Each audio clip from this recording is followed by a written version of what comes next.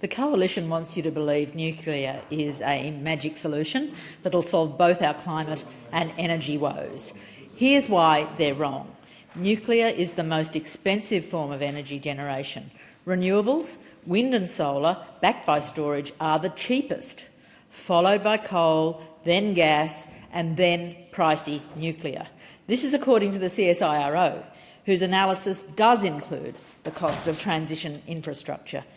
Nuclear takes decades to build. Construction of new plants is frequently delayed, such as in France, where their recent Flamanville 3 reactor came online after a 12-year delay and quadruple the amount of the initial cost estimate. And that's a country with already a well-established nuclear industry.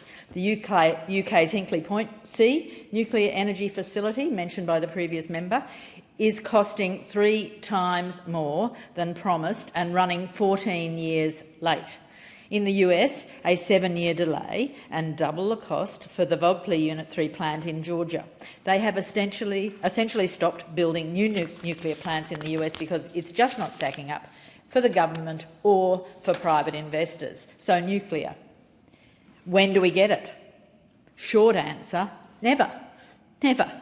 12-year delay, quadruple the initial cost estimate. That's the Flamanville 3 station in France. 14-year delay, triple the cost. That's the UK's Hinkley Point C reactor. 7-year delay, double the cost. That's the Vogtle Unit Plan 3 in the US. All countries with an existing nuclear industry. So the Leader of the Opposition reckons we'll get nuclear by 2035 and cost $331 billion. In the real world, however, where hopefully most of us reside, which it seems the LNP are increasingly detached from, nuclear in Australia will only start hitting our grid by sometime around 2050. And the cost? Well, triple the Coalition's optimistic assessment, up to $993 billion. In the real world, this just ain't going to happen. It's a pipe dream. But let's say for the sake of argument, it goes ahead.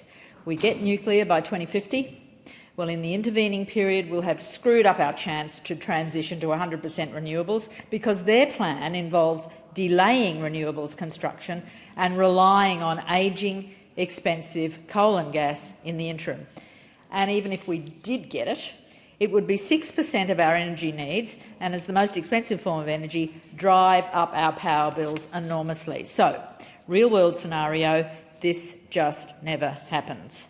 And perhaps the Leader of the Opposition knows this. He's just wanting to play politics with our energy transition.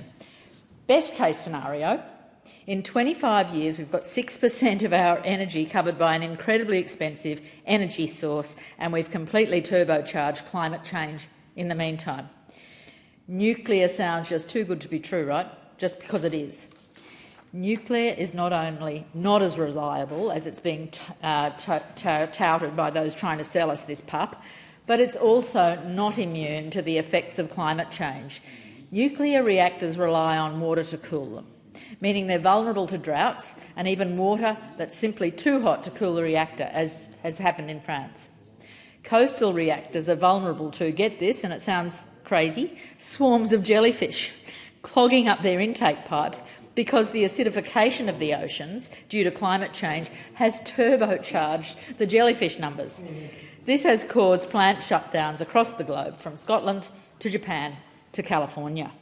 But perhaps most importantly, the Coalition's plan in the interim, in the intervening decades, before they could theoretically get nuclear going, is to delay renewables and keep us reliant on ageing, expensive coal and gas infrastructure that's cooking our planet. Thank you. Authorised by J. McCall, Australian Greens, Canberra.